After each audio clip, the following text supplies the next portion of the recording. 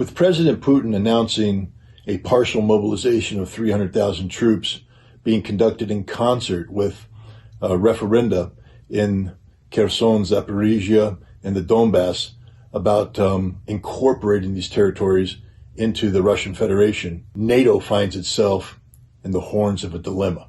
It's a dilemma of their own creation, but it's a dilemma nonetheless. You see, NATO has been providing Ukraine with billions of dollars of military technology. And this technology isn't being used to defend Ukraine.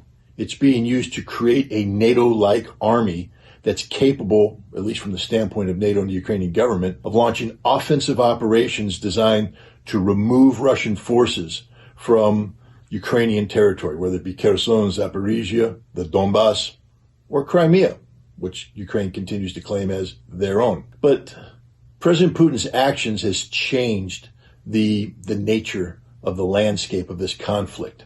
You see, right now, when Ukraine shells Kherson, they're shelling Ukrainian territory occupied by Russian troops. But once Kherson becomes part of Novaya Russia, part of the Russian motherland, any Ukrainian attack becomes an attack on Russia itself.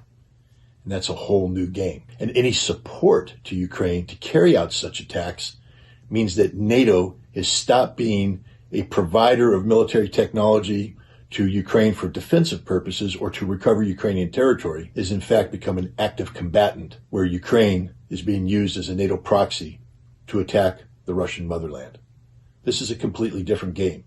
As Vladimir Putin said, once the Russian motherland is on the table, all options are available to defend it, including nuclear weapons.